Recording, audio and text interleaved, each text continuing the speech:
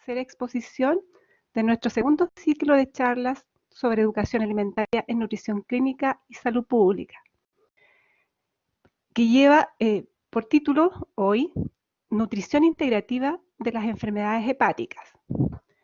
Desde la Escuela de Nutrición y Dietética de la Universidad San Sebastián de Santiago, hemos organizado estas charlas con el objetivo de difundir tanto a la comunidad académica como a la población en general temas tan relevantes como la alimentación, la seguridad alimentaria y todo lo que esto implica en la contingencia nacional y mundial. Antes de comenzar, queremos saludar y agradecer la asistencia del señor Jorge González Moreno, decano de la Facultad de Ciencias del Cuidado de la Salud, del señor Paulo Ocampo, director de Escuela de Nutrición y Dietética, de la señorita Daniela Maraboli Ulloa, secretaria de estudio de la Escuela de Nutrición y Dietética de Santiago, muy especialmente a la señora Dixia Ramírez, quien expone el día de hoy, y también a los docentes, estudiantes, profesionales y todos quienes nos acompañan esta tarde. A todos los presentes les informamos que las cámaras y los micrófonos están desactivados, pero sí pueden participar a través del chat, donde pueden ir escribiendo sus preguntas, las que al final de la charla vamos a dar un tiempo para poder responder. ¿Bien? Ahora dejo con ustedes para dar unas palabras al señor Paulo Silva Ocampo, director de la Escuela de Nutrición y Dietética de la Universidad San Sebastián.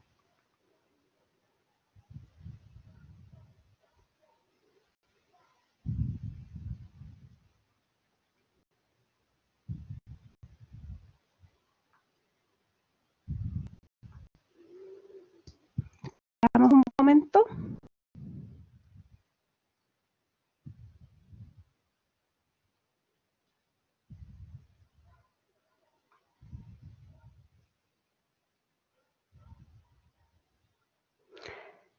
Bueno, vamos a continuar con la presentación y para comenzar con la exposición,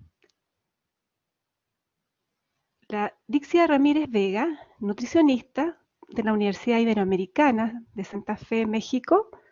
Ella es máster en salud pública, directora regional del Departamento de Nutrición y Bienestar Integral Tecnológico de Monterrey, del Campus Monterrey. También se desempeña como nutricionista en el Centro de Enfermedades Hepáticas, Digestivas y Nutrición Clínica del Hospital San José de Monterrey. Cuenta además con certificaciones, varias certificaciones como manejo de la nutrición de la enfermedad renal crónica, otorgada por la Academia de Nutrición y Dietética de la Escuela de Medicina de la Universidad de Harvard. Cuenta también con una certificación del curso de Blackboard en Medicina de la Obesidad de la Facultad de Medicina de Harvard. Ahora, lo que todos estamos esperando, ¿cierto? Nuestra gran invitada, Dixia, poder abrir la exposición del día de hoy con el tema que anunciamos antes, nutrición integrativa en las enfermedades hepáticas.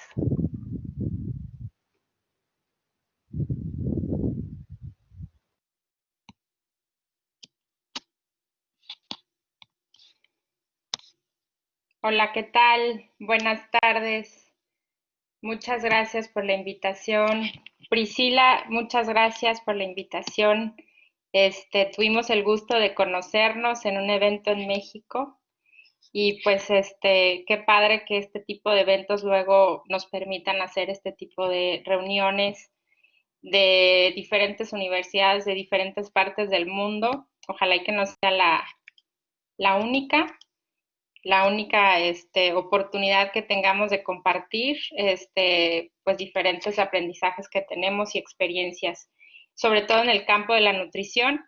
Yo me desempeño mucho en la parte de nutrición clínica. Pues mi actividad en la escuela, en el Tecnológico de Monterrey, tiene una relación alta sobre una formación de los alumnos en nutrición en el área clínica. Se forman 1 año y medio en diferentes áreas clínicas de diferentes hospitales, entonces adquieren pues bastante experiencia, en general suman más de 1000 horas de experiencia clínica y pues una de esas áreas es medicina interna y yo estoy también ahí participando en medicina interna. Como dicen algunos, quiero ser el, este, el frijol de todos los arroces, o no sé cómo sea el dicho, pero bueno, ando en todo, pero me encanta, sobre todo la parte de nutrición. Y bueno, pues yo les voy a hablar aquí de enfermedad hepática. Como comentó Priscila, pues tengo también una actividad clínica en el Centro de Enfermedades Hepáticas, Digestivas y Nutrición. Ahí tengo ya trabajando más de 8 años. Y pues el paciente con enfermedad hepática pues nos genera diferentes retos de acuerdo a la condición en la que se encuentra el paciente.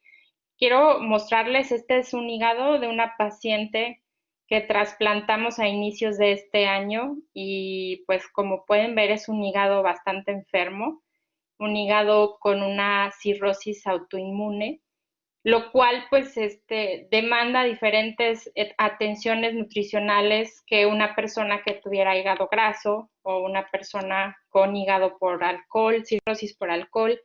Y pues en esto espero platicarles rápido de algunas de las cosas que hay que leer, estudiar y pues la experiencia que tengo. 40 minutos es muy poquito para hablarles de todo lo que es enfermedad hepática, pero quisiera más hacerlo de una manera en la que a ustedes les sea de utilidad para la clínica, para cuando se enfrenten a un paciente con estas acciones. Entonces, primero que nada, tomar en cuenta que la enfermedad hepática, pues es una condición que puede comenzar con hígado graso o con esteatosis hepática, que por lo general no se diagnostica, es difícil de diagnosticar.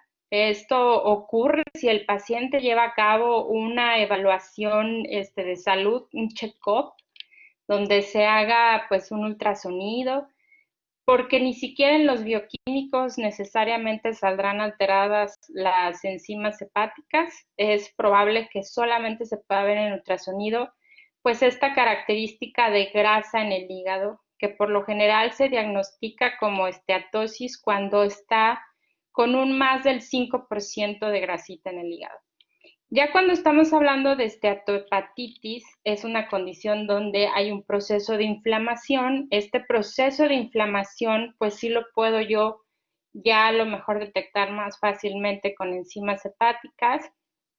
Quizá el paciente sienta alguna molestia o dolor en el abdomen y esto nos puede llevar a consecuencia que ese tejido que está inflamado en los enterocitos al final pues se convierta en una condición de fibrosis, que si no se detiene pues se convierte en cirrosis, que ya es una cicatrización de las células del hígado. Entonces, como ustedes pueden ver, pues esta es una enfermedad que va progresando al igual que la mayoría de las enfermedades crónicas.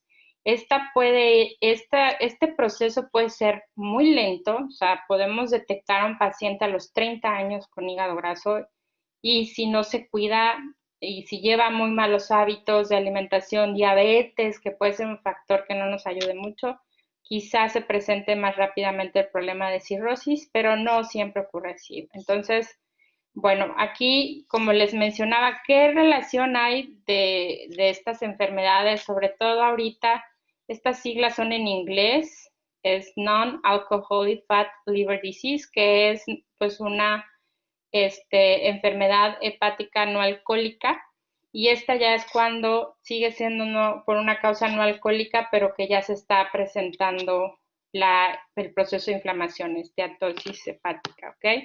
Y bueno, en este caso, pues, ¿cuáles son los factores que más nos pueden estar generando el riesgo? Pues obesidad, diabetes tipo 2, hiperlipidemias, resistencia a la insulina y componentes del síndrome metabólico que pueda presentar el paciente, entre esos hipertensión, ácido úrico o algunos otros que a veces ni siquiera detectamos.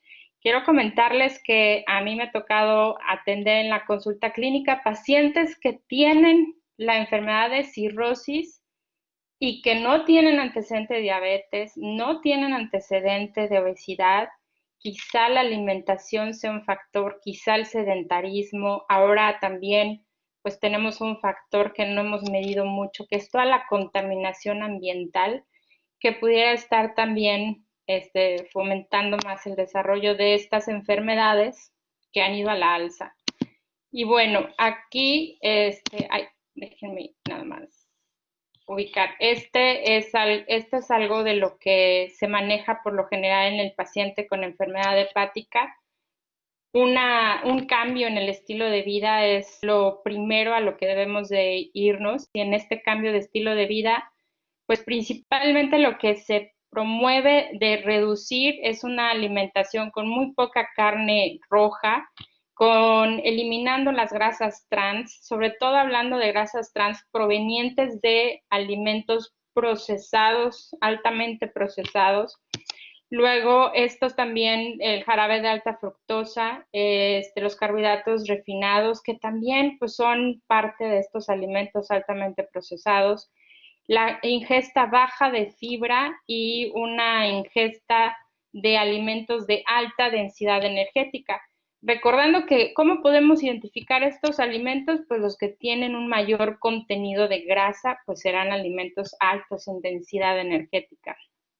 Luego, ¿qué podemos hacer en esto? Pues promover pues una ingesta moderada de alimentos donde haya una restricción de carbohidratos. Esto se menciona mucho, incluso ustedes, si les gusta el tema, notarán en algunas referencias bibliográficas que las dietas low carb o las bajas en carbohidratos, que son las que se definen con un contenido de carbohidratos menor de 130 gramos al día, que no necesariamente es cetogénico, ¿ok?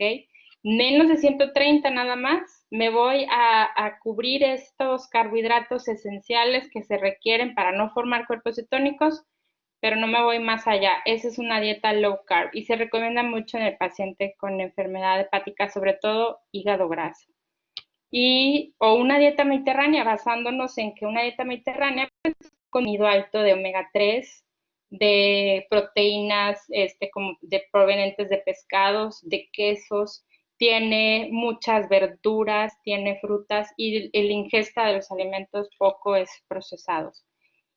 Luego también se recomienda irnos un poquito más allá, avanzar a quizá una recomendación de medicamentos, sobre todo si identificamos que nuestro paciente tiene resistencia a la insulina, pues recomendarle algún hipoglucemiante. Metformina es uno de los que se recomiendan, pero también es el GLP-1 o las tiazolidonas que también se recomiendan. Y bueno, estatinas es otro que se menciona aquí, lo cual yo ahí sí les recomendaría que solamente indicar estatinas por parte del médico y si detectamos que tiene colesterol elevado. Si no, nos podemos ir con el Orlistat, que pues acuérdense que es un inhibidor de la lipasa y ese nos ayuda a reducir la absorción de grasas.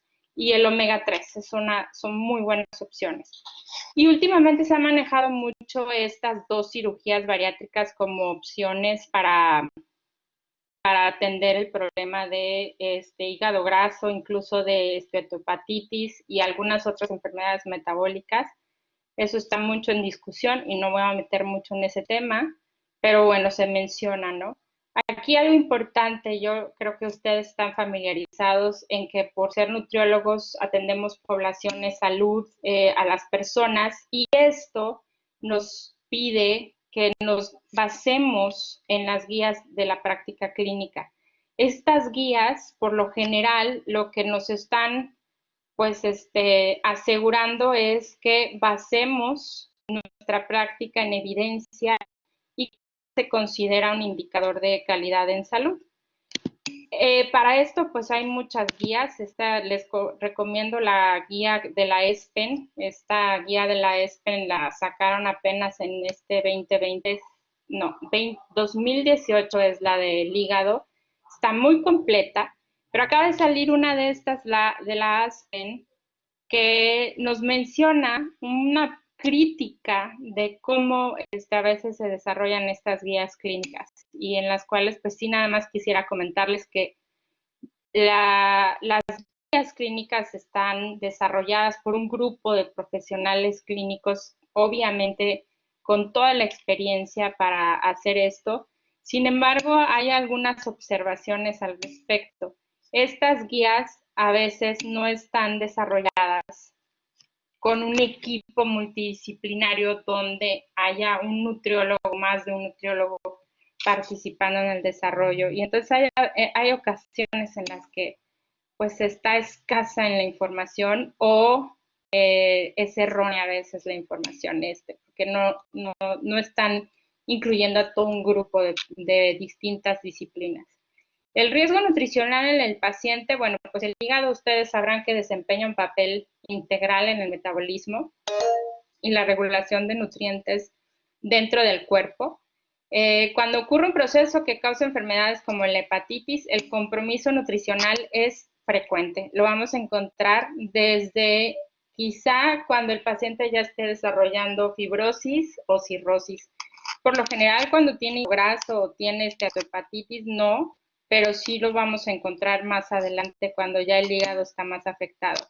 Estas anomalías del metabolismo pueden presentarse de la glucosa, de las proteínas, de los lípidos, así como equilibrio de líquidos y electrolitos, y puede ocurrir en hepatitis y cirrosis, como les mencionaba.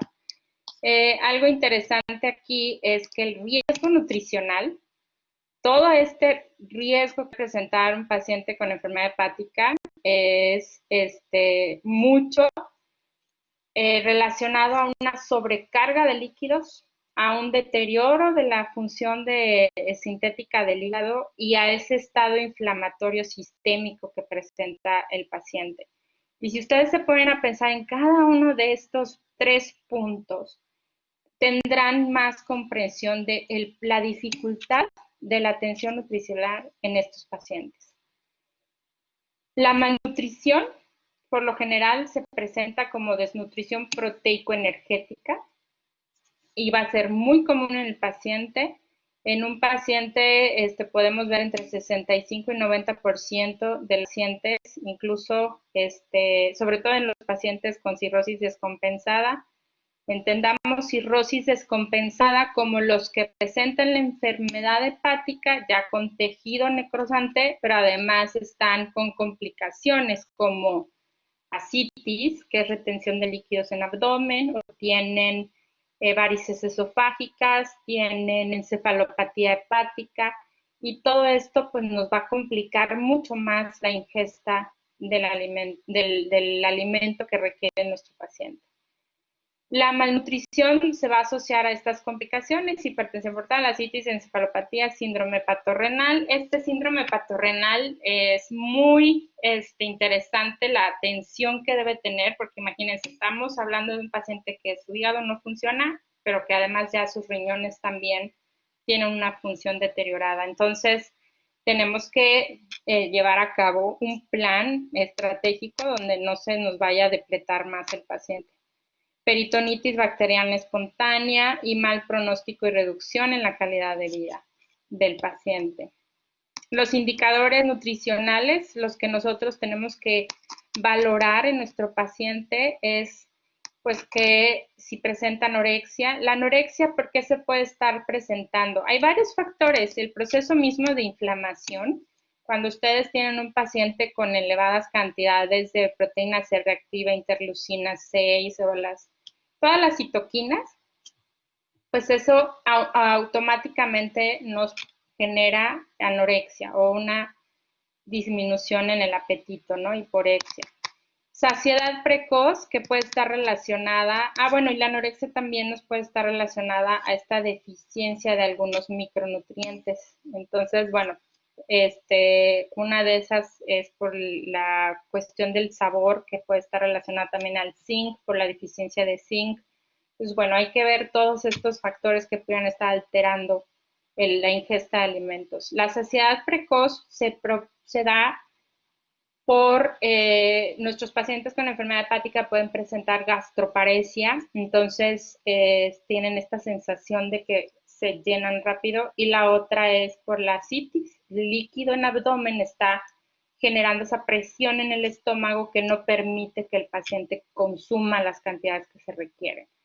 Fatiga, esa es otra súper importante. Yo tuve la, pues no fortuna, ¿verdad? Pero tuve la experiencia de ver a un paciente con enfermedad hepática, con un estado de nutrición sumamente deteriorado, que el mismo proceso de respiración se vio afectado, el de la vista también, pierden la vista. Esta respiración, acuérdense que pues el diafragma es uno de los músculos que tenemos grande en el cuerpo, que si perdemos esa fuerza que tiene el diafragma en nuestros pulmones, pues se van a ver afectados, ese proceso de respiración se va a ver afectado. Entonces, por eso es siempre importante vigilar la ingesta de proteína de nuestro paciente. Náuseas y vómitos que pudieran estar presentando, dolores abdominales, y algo interesante aquí es la restricción de alimentos. De manera frecuente me toca atender pacientes que los vieron otras personas, otros profesionales de la salud, médicos, enfermeros, nutriólogos, que les restringen muchos alimentos, y eso nos está provocando pues la dificultad de que, además de todas las otras cosas que les mencionaba, pues no puedan consumir los alimentos que le agradan porque se los prohibieron. Algo que tenemos que hacer primero antes que decidir una atención nutricional, pues es evaluar a nuestro paciente, evaluar su composición corporal. Y entre una de las cosas que se manejan mucho hoy en día es identificar si hay sarcopenia. El paciente con enfermedad hepática va a tener sarcopenia, y hay muchas estrategias de cómo medirlo.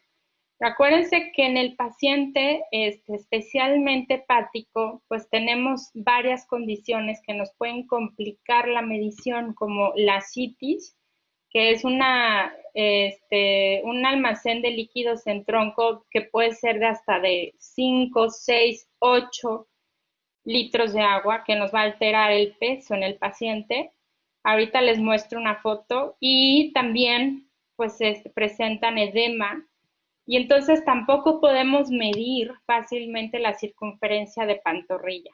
Entonces aquí hay dos estrategias que se tienen como para considerar, solo que si ustedes se dan cuenta, primero para medir la masa muscular, nos dicen que tenemos que hacer esta medición de fuerza muscular con el dinamómetro, el hand grip straight, ¿no? Que ustedes hacen un ejercicio con el dinamómetro de medir la fuerza que tiene nuestro paciente. Pero luego está la otra estrategia también para revisar la cantidad y la calidad del músculo del paciente con el CT scan, la tomografía computarizada, y esa pues nos va a ayudar a determinar primero si tiene la cantidad adecuada de músculo para la edad, y la otra es que si no presenta mioesteatosis. No sé si estén familiarizados con el término, pero esta mioesteatosis es cuando ya se filtra tejido adiposo en el tejido muscular. Y eso pues nos va a hablar de una menor calidad del músculo y una menor capacidad y fuerza para nuestro paciente. Y luego está la grasa, que también pierden grasita, y con el CT scan también podemos medir la grasa visceral y la grasa subcutánea. En pues la grasita nos está dando otros factores de protección para el paciente, pero siempre están perdiendo los dos tejidos, pueden verse afectados. Entonces, de indicadores nutricionales, tenemos pues la digestión, la absorción y el metabolismo, que se puede ver afectado, de proteínas, carbohidratos, lípidos, vitaminas y de minerales. Pero sobre todo nos vamos a enfocar en las vitaminas liposolubles, la tiamina, que tiene importancia fundamental para identificar si nuestro paciente tiene pues una ingesta muy baja de alimentos con una pérdida de peso, pues también eso, suplementarlo quizás sería importante para evitar algún riesgo de síndrome de realimentación, ácido fólico, piridoxina, y en los minerales, zinc, magnesio, cobre, hierro. Estos pueden ser también detonantes de esto que les mencionaba de disgeusia, que es la alteración del gusto en el paciente, y que pudiéramos tener también otras condiciones donde pues se ve afectado el estado de nutrición. La evaluación nutricional es necesaria en la consulta temprana para guiar al paciente hacia una ingesta óptima de alimentos mientras se enfrenta a cualquier problema nutricio. La evaluación nutricional es una parte integral del enfoque del equipo multidisciplinario para el cuidado de adultos con hepatitis. Yo trabajo con varios médicos, hepatólogos y gastroenterólogos, y la verdad es que el equipo de doctores con los que trabajo, yo siempre les he reconocido que son unos buenas porque saben que es muy importante la atención nutricional en sus pacientes y siempre les están diciendo, si tú no te atiendes en cuanto a nutrición, lo que yo te indique médicamente tendrá nada más un 30, máximo un 50% de beneficios. Así tú llevaras un tratamiento nutricional, podríamos tener mucho mejor atención y más éxito en el tratamiento.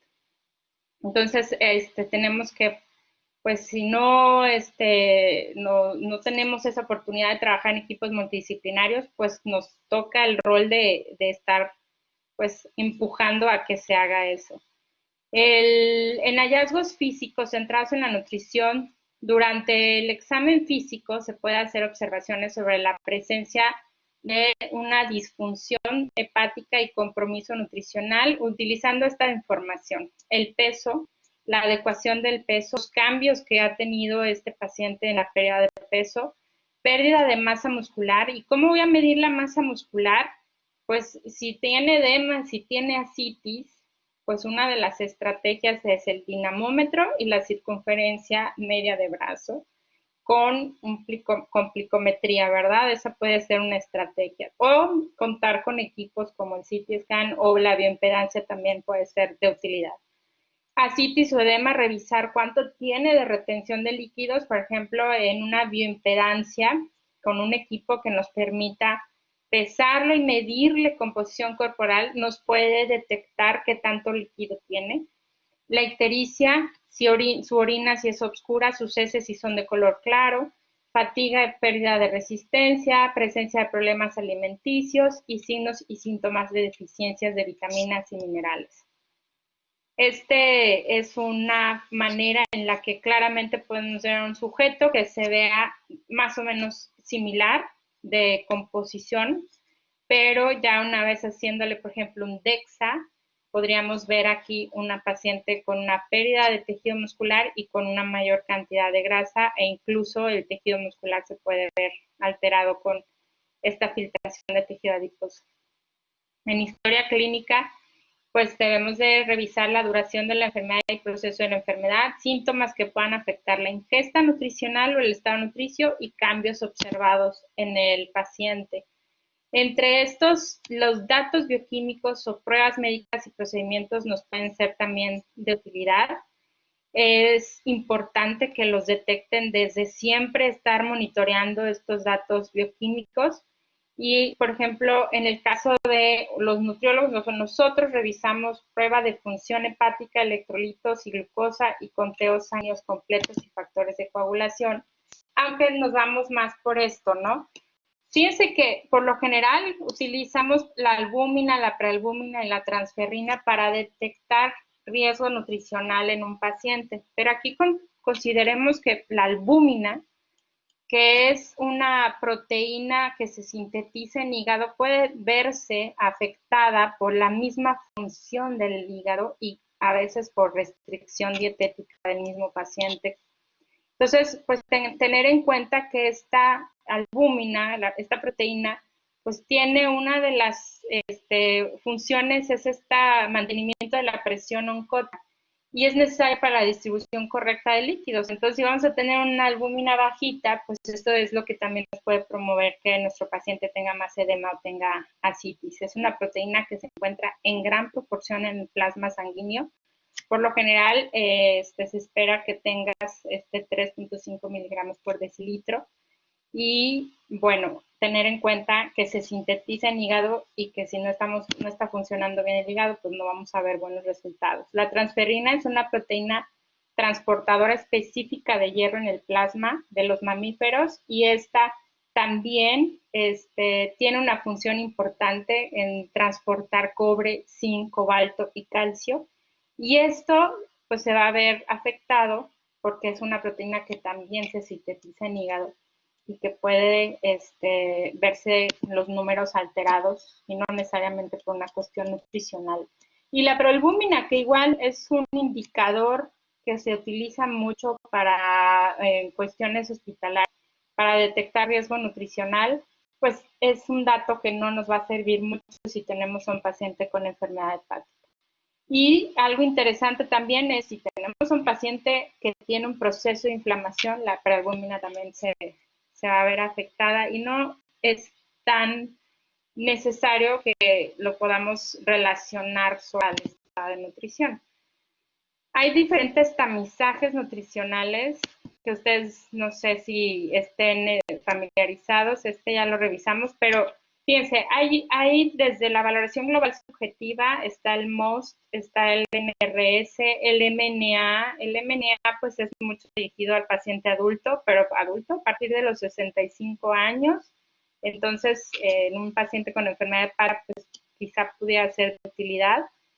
Algo que nosotros hemos visto con mucha familiaridad es este cuestionario. Este cuestionario está muy interesante. Ahorita les comparto el de dónde salió, pero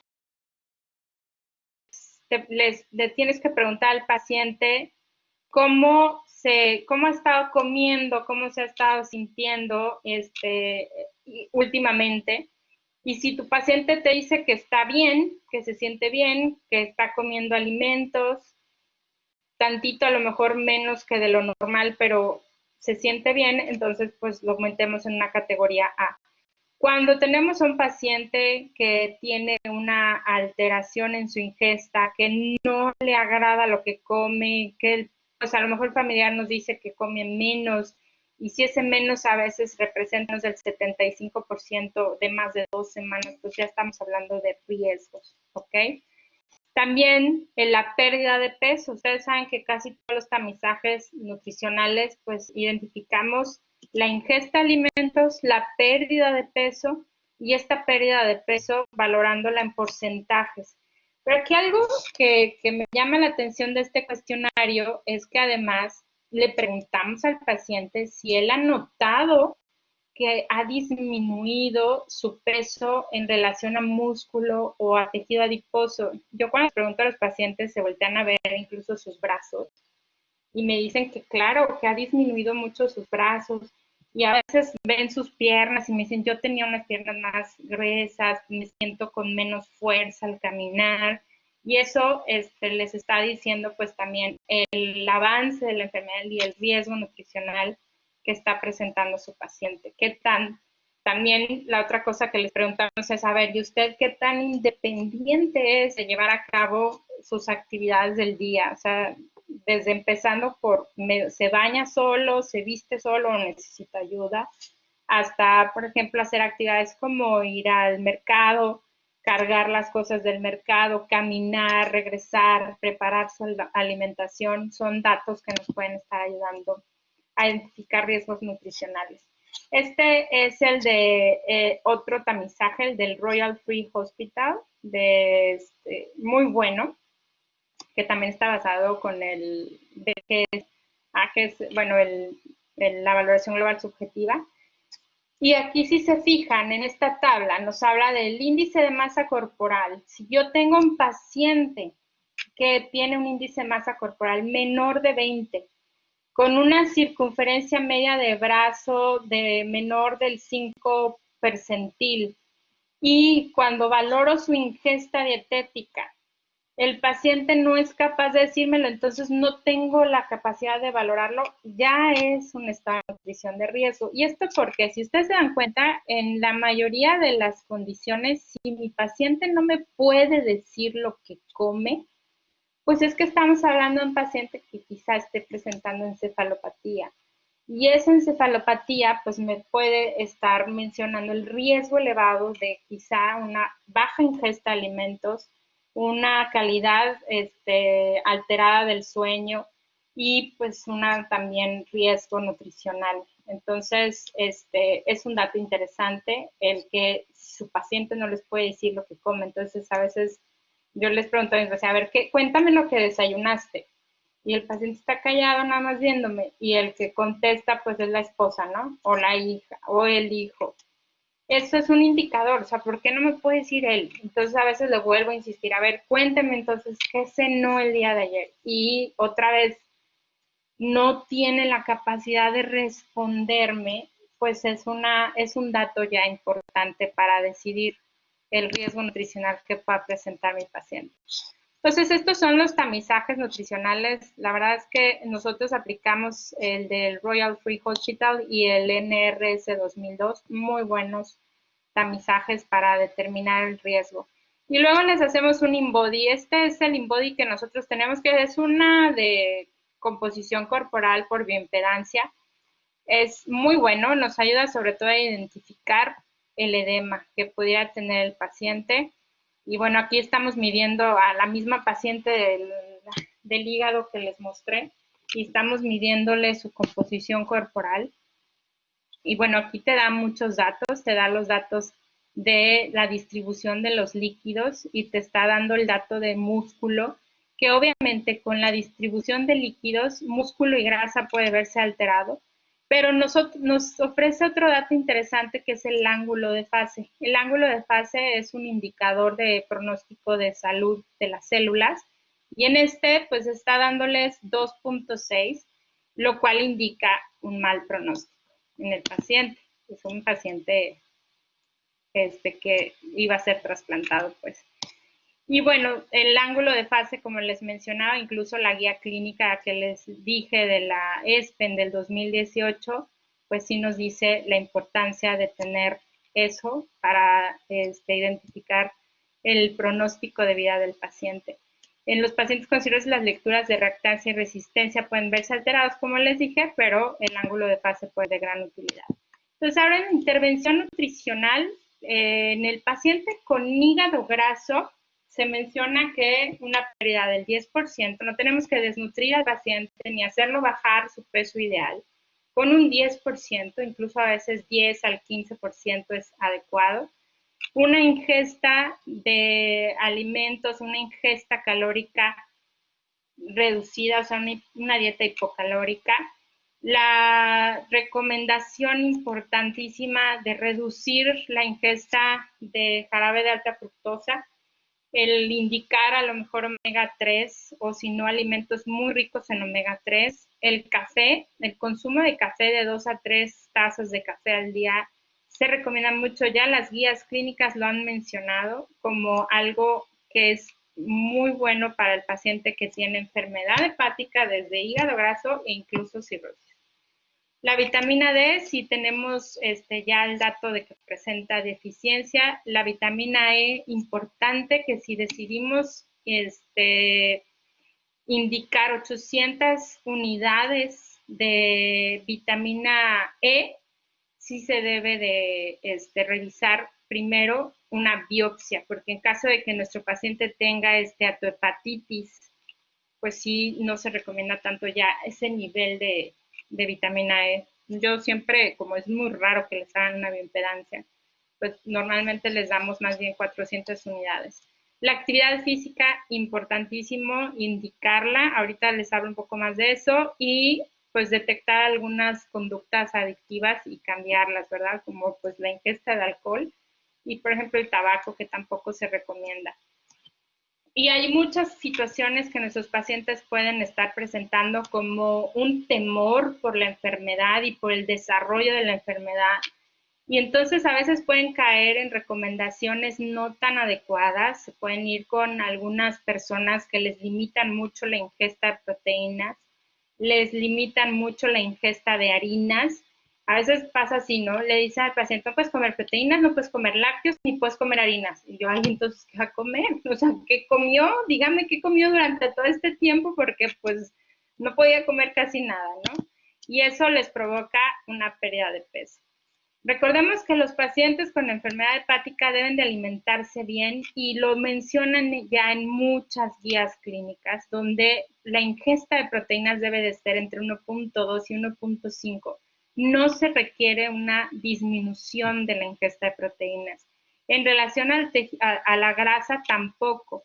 Y aquí incluso nos mencionan, si detectamos a un paciente con riesgo nutricional, incluso hasta 2.5 proteínas por kilogramo de peso se puede sugerir. A lo mejor sí me voy a una dieta hipocalórica, pero no con una restricción de proteínas. ¿Ok?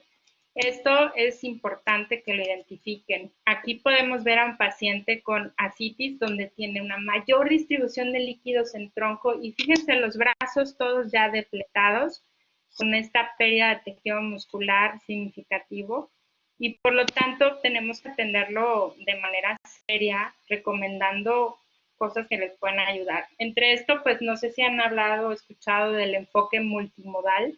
Este enfoque multimodal pues nos menciona no solamente basarnos en solo dieta y fármacos, sino también incluir en nuestra intervención los nutracéuticos o alimentos funcionales o suplementos, como ustedes quieran llamarle, pero sí revisando a lo mejor la necesidad de leucina, de omega 3, de vitamina D3 e incluso de los aminoácidos de cadena ramificada. La actividad física y el ejercicio es un estimulante anabólico de masa muscular. Si nuestro paciente solamente le recomiendan reposo, porque su paciente les va a decir que se siente cansado, y no le promueven, lo animan a hacer ejercicio, pues va a estar perdiendo más músculo. Entonces tienen que decir, vamos a empezar por hacer unos cuantos pasos, vamos a empezar por hacer algunos tipos de ejercicio de resistencia que fortalezcan tu músculo y poco a poco te vas a ir sintiendo mejor. Acuérdense que para hacer los cálculos, pues nos podemos ir por una fórmula de pues, Harris-Benedict o nos podemos ir por una Mifflin-St. George o una súper sencilla de 30 a 35 calorías por peso. Y en eso asegurar las proteínas de 1 a 0.2. Esas recomendaciones las tiene la guía clínica, importantísimo. En relación a minimizar la desnutrición, la aparición de la desnutrición, pues es con la cantidad de energía y proteínas que le estamos dando al paciente. Y esto, si vemos que nuestro paciente está con una ingesta muy limitada, acuérdense que si vemos que entre menos, o sea, menos de 70% de su, o sea, consume menos del 70% de su requerimiento, podemos decidir el darle una nutrición enteral. Solo que ahí, cuando hablamos de esto y en las guías clínicas lo mencionan, pues se olvidan un factor bien importante que es el paciente, la familia. Pues no todos los pacientes te van a aceptar que le pongas una sonda nasogástrica para nutrirlo o que le hagas una, porque eso no creo que lo hagan muchos, una gastrectomía, ¿verdad? Entonces, pues tenemos que seguir insistiendo en la vía oral, pero por eso mismo, pues recurrir a suplementos que nos ayuden a cumplir con ese requerimiento. Entre esos suplementos, los aminoácidos de cadena ramificada se recomiendan y esto está muy ya estudiado. Hay muchas referencias que les van a decir que no tiene tanta diferencia. Yo lo que he notado es que hay pacientes sensiblemente a la proteína que desarrollan fácilmente encefalopatía hepática y no solamente a la proteína en cantidad, sino al tipo de proteína, entonces le podemos cambiar a aminoácidos de cadena ramificada.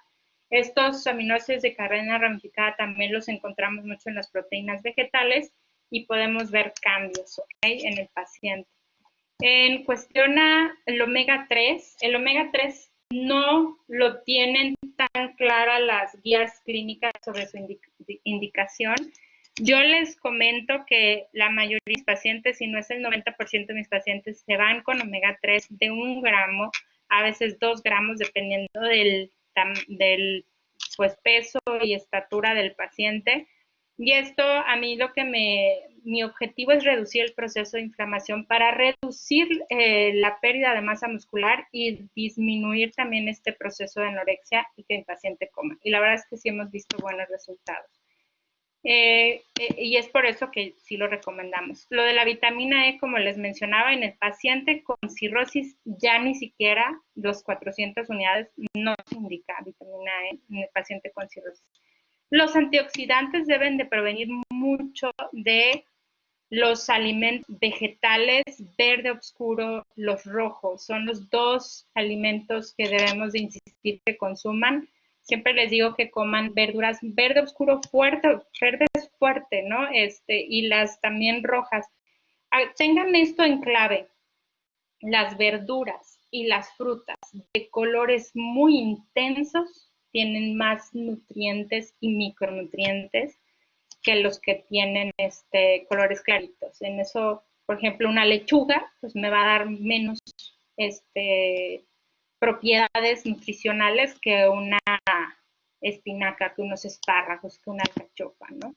Entonces, siempre promover a esa ingesta de alimentos. Probióticos, se discute mucho la recomendación de probióticos y en este caso la recomendación es que lo indique el gastroenterólogo después de haber hecho quizá una colonoscopia y una endoscopia y pues valorar que no tenga ningún riesgo de translocación bacteriana, ¿no? El prebiótico es muy bueno, en eso sí nos podemos ir más claro. Lo encontramos en las verduras, lo encontramos en muchos cereales con fibra, los fructoligosacáridos, incluso pues en la lactulosa, el lactulax, que es una de las cosas que se indica al paciente con enfermedad hepática que queremos reducir encefalopatía, se recomienda. Tiamina, la tiamina, como ya les mencioné, es otra que debemos de recomendar. El sodio es algo que también en el paciente con enfermedad hepática se limita más de lo que debería de limitarse. Ahí sí les recomiendo que no haga tanta limitación. No hay referencia bibliográfica que nos hable de que una ingesta menor de 2.300 miligramos de sodio tiene un efecto benéfico en la salud del paciente. Y a veces lo que puede ocasionarnos es una menos gusto por la ingesta de alimentos. Nuestro paciente pues no le agrada cómo le saben los alimentos con nada de sal y entonces nos va a reducir la ingesta de alimentos. Bueno, y entonces pues aquí tomar en cuenta y anticiparnos a este agotamiento de reserva de glucógeno, alteración del metabolismo, una tasa de síntesis de albúmina que puede ser reducida, niveles plasmáticos de ácidos grasos esenciales y poliinsaturados que pueden verse disminuidos, y por lo tanto nuestra intervención tiene que tener como objetivos mantener o acercarse a un peso saludable, proporcionar un equilibrio adecuado de macronutrientes y micronutrientes, hacer frente a cualquier problema nutricional. En nuestros pacientes podemos tener en un momento donde se sientan bien y puedan comer todas las cantidades, cuando no pueden y están con ascitis y tienen muy mala percepción de los alimentos y anorexia, pues a lo mejor valorar una nutrición enteral, pero siempre hacer frente en las diferentes condiciones. Y algo interesante aquí también es decirle al paciente que la dieta no siempre va a ser la misma, porque eso también es otra cosa que sucede, ¿no? Van con nosotros, le damos la dieta y creen que esa dieta va a servir para todo lo que resta de vida. Y en realidad debe de progresar de acuerdo a las características que está presentando de salud. Se deben evitar sustancias hepatotóxicas, consumir un patrón de alimentación saludable y el ejercicio como puntos importantes. Esto de la nutrición parenteral que ya les había comentado, identificar en estas complicaciones, incluso pues el que presente sarcopenia, que era algo de lo que nos impacta directamente en el estado de nutrición del paciente. Y el manejo nutricional de estas complicaciones, por ejemplo, en el paciente con ascitis y edema, pues como les mencionaba, no dar una dieta tan baja en sodio, un consumo de 4 a 6 comidas, incluso en el paciente con encefalopatía se recomienda el que tenga un snack nocturno. A esto me refiero a no despertarlo para que coma, ¿verdad? O sea, pero sí a lo mejor asegurar 6 tiempos de comida y el último tiempo lo más tarde para que no tenga tantas horas de ayuno en este paciente. Y bueno, solo ya nada más por último, la calidad de vida de nuestro paciente juega un rol importante. El estado mental, emocional y social en el que se encuentre nos van a generar pues una situación de mayor riesgo o de menor riesgo. Nosotros lo hemos visto con los pacientes cuando vienen con un apoyo familiar, sus resultados son mejores. Entonces, de todas estas comorbilidades que puede estar presentando con las complicaciones, su calidad de vida se puede ver muy afectada. Imagínense un paciente con encefalopatía hepática que además tiene ascitis y que tiene una capacidad física muy reducida. Es un paciente que depende totalmente de alguien que lo cuide y si esa persona que lo cuida pues no logra mantener una buena condición, una buena calidad de vida, puede verse afectado el estado de nutrición también. Entonces, por eso es importante el estar vigilando también esas condiciones, que es como la intervención integral en nuestro paciente. El paciente con cirrosis descompensada es el que puede verse más afectado con esta situación de calidad de vida. Si aseguramos una calidad de vida, el paciente va a tener mejores resultados a que tenga una condición de riesgo. Entre esas también sus recomendaciones, todo depende, ¿verdad? Si nuestro paciente puede salir a caminar, pues que salga a caminar, cuente pasos. Si tiene una caminadora en casa, pues que lo haga. Si necesita rehabilitación, nosotros hemos pedido rehabilitación en el paciente en el hospital para que esté haciendo ejercicio mientras está en el hospital y promover más este cuidado del masa muscular. También aquí algo importantísimo es el sueño. El sueño del paciente con enfermedad hepática se puede ver muy alterado. Tenemos varias condiciones por las que se puede ver, pero una de ellas es la melatonina. La melatonina se ve también afectada, también es una hormona que se produce en hígado y que con esta situación puede verse alterado el ciclo circadiano y generarnos en un paciente de repente sueño en las mañanas, duermen a mediodía tarde y en la noche está despierto y luego si tiene encefalopatía también está con conductas extrañas a veces y eso nos puede alterar también esta nutrición. Se recomienda mucho pues hacer terapias de mindfulness, yoga, suplementarlo con melatonina. Nosotros suplementamos de 8 a 10 miligramos de melatonina al día, cuidar ingesta de líquidos, esto sobre todo si tiene pues una ingesta de diuréticos, se va a ver también afectado porque pues el paciente tiene que estar levantando varias veces al baño. Entonces sí darle como una orientación sobre eso para reducir este problema. El soporte familiar, importantísimo. Como ya les dije, si tenemos un paciente con enfermedad hepática, pero tiene toda una estrategia familiar que le ayuda a alimentarse, ayuda a también tener una calidad de vida, se siente acobijado, se siente bien y lo tratan bien, pues la alimentación también va a ser mucho mejor. Y bueno, pues monitorear estas cosas, las evacuaciones, súper importante, el paciente tiene que estar todos los días evacuando.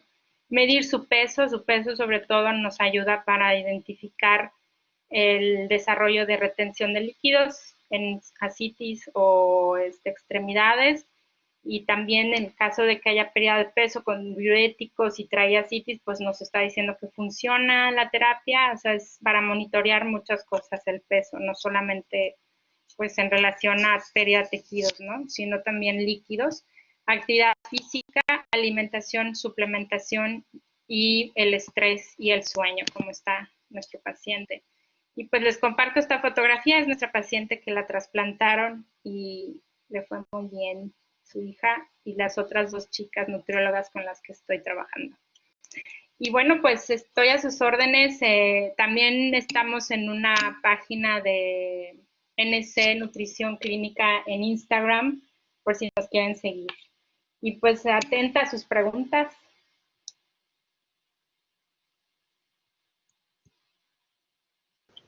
Muchísimas gracias, Dixia. Ha sido una excelentísima presentación, muy completa. Aquí en el chat se pueden evidenciar aplausos y felicitaciones y solicitudes de la presentación.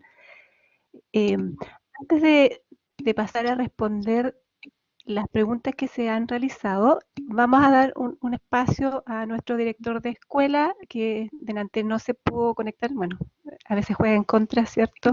La tecnología. Y bueno, ahí dicen felicidades a la doctora, muy buena presentación. Ahí tú los puedes ir evidenciando todas estas saludos y palabras que han ido dando a través del chat. Entonces, dejamos a director de escuela Paulo Silva primero para poder después pasar a responder algunas preguntas. Bueno, ¿se escucha, Prisi? Sí. Sí, se escucha, sí. Bueno, quisiera primero que todo pedirle disculpas a nuestra invitada y a los asistentes por el incordio tecnológico inicial, pero independientemente de eso, quisiera agradecer profundamente a Dicia por la tan excelentísima y iluminadora presentación que nos acaba de hacer. La verdad es que ha sido una presentación excepcional. Yo estoy muy contento con la información que nos ha compartido. Y desde ya la invitamos para cuando quiera acercarse a nosotros en otra instancia, tanto física como virtualmente. Solo para que Gracias. lo tenga como un antecedente, nuestra escuela está haciendo en este minuto ensayos clínicos relacionados con el metabolismo hepatorenal y los probióticos, particularmente con insuficiencia renal, y obviamente está invitada cuando así lo estima. Así Muchas que gracias. muchísimas gracias, Alicia, por todo. Y quisiera también agradecer a la profesora Priscila Candia por también permitirnos invitar a Alicia a las aulas de nuestra escuela. Saludos a México. Nosotros tenemos particular cariño por México y por los mexicanos. Nosotros anualmente recibimos muchos estudiantes de México en intercambio. Así que tenemos una relación muy estrecha. De mucha de fraternidad y tenemos un especial cariño por todo usted. Así que muchas gracias, Alicia. No interrumpo más la presentación. Un abrazo. Muchas gracias, gracias. Bueno, sin duda una excelentísima presentación. Así que también reitero los agradecimientos a Dixia, ¿ya? Por un importante aporte aquí a la comunidad de Chile y me imagino que también habrá personas ahí de México conectadas. Voy a pasar ahora, en honor al tiempo, ¿cierto?, a hacer algunas preguntas para que Dixia nos pueda ayudar con la respuesta. Voy a partir por una que está en el chat. Dice Karin, cuando el paciente es además diabético tipo 2, ¿qué otras medidas extra de tipo nutracéutico se podrían considerar?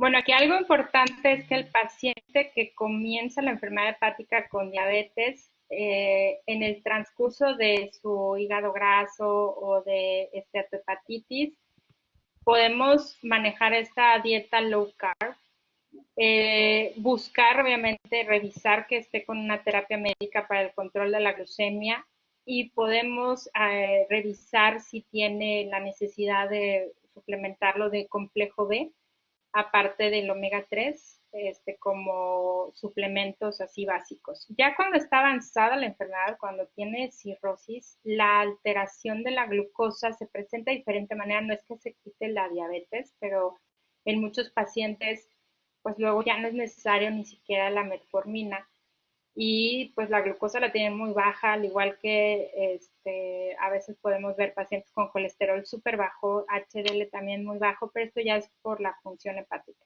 Entonces sí depende de qué tan o sea, cómo está la enfermedad presentándose. Perfecto. Otra pregunta que se formuló más de una vez es ¿por qué se recomienda el consumo de café ya en la patología de hígado graso? Eso llamó la atención. Fíjate que el café tiene varias funciones, tiene antioxidantes y es una función diurética. El paciente con enfermedad hepática lo van a encontrar en varias guías. No sé si esta presentación se la compartan en video. Ahí vienen varias de las guías y referencias que utilicé. Y en esas les menciona que el café debe ser de grano, recién hecho y filtrado. El filtro, pues, para reducir este riesgo que a veces nos dan los taninos de no absorción de calcio y hierro. Entonces, y recién hecho, sin que se esté calentando mucho, para también favorecernos a que contenga estos antioxidantes y su función diurética. No se recomienda que le pongamos ni crema ni azúcar, porque al momento de tú ponerle al café crema y azúcar, eliminas los antioxidantes que tiene el café, el grano del café. Pero es súper recomendable, nosotros lo hemos visto en los pacientes, aparte de que es un estimulante y nos puede ayudar a que el paciente pues se sienta más despierto, con ganas quizá de hacer ejercicio, pues tiene estos otros dos factores, ¿no? De Muchas 2 a 3 gracias. tazas, no tanto tampoco. Muchas gracias, Dixia. Y una tercera pregunta que formulan acá es, en este hepatitis, ¿sirve la vitamina E? Es que lo de la vitamina es un poco confuso. Entre las recomendaciones, en muchas de las guías que ustedes van a revisar, la recomendación de vitamina E es algo que se ha indicado por mucho tiempo, pero hoy en día te dicen que el paciente debe de tener una biopsia para identificar si tiene fibrosis. Si el paciente ya tiene fibrosis, la vitamina E ya no es de gran ayuda, incluso puede ser algo que nos provoque mayor daño en el tejido hepático, pero en cantidades donde, como les mencionaba, 800 unidades. Entonces, por lo general se indica vitamina E en el paciente con hígado graso y con esteatohepatitis, donde todavía hay un proceso de inflamación y todavía tenemos un hígado sin cirrosis. Pero pues a veces eso es difícil porque no, o sea, ¿cómo tú puedes saber que el paciente no tiene fibrosis? Pues le tendrías que hacer un fibroscan o una biopsia, que ahorita pues el gold estándar es una biopsia y no todo paciente hepático le hacen biopsia. Bien, muchas gracias. Una última pregunta, ya dado el tiempo, que redunda en el café. Pregunta Antonio si el café que no sea de grano sirve. No, tiene que ser de grano. Obviamente, el café que nos proporciona los beneficios de antioxidantes es que debe ser de grano. El instantáneo no nos da el mismo efecto. Ya no tiene antioxidantes el café instantáneo, pero la verdad es muy fácil hacer café de grano. No sé en Chile, aquí en México hay cafeteras estas, las cafeteras americanas, y se hace muy rápido con el filtro y súper rico. Sí, Camila pregunta, aunque sea liofilizado,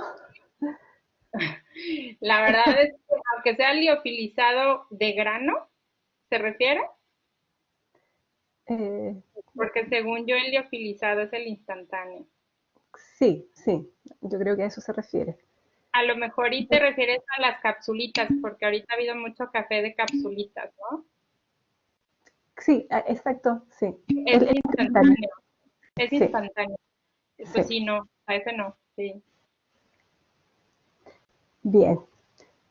Muchas gracias nuevamente, Dixia. Ha sido un agrado, un honor tenerte con nosotros y Gracias. esperamos seguir contando con alguna otra participación con nuestra Escuela de Nutrición y Dietética. Bien, Muy bien. Revisaré ese tema, Camila, del café liofilizado. Ahí en Instagram te comento. Pero no, no que yo sepa, o sea, por lo menos en las guías clínicas no lo mencionan. perfecto. Muchas gracias. Bueno, Gracias. Pues un gusto verte, Priscila. A ver cuándo nos volvemos a ver en vivo. eso, Y espero todos que sea. están invitados así a una vuelta a México. Estamos aquí en Monterrey, cuando quieran, en el Tecnológico Monterrey. También recibimos alumnos de intercambio por si les interesa. Muchas gracias.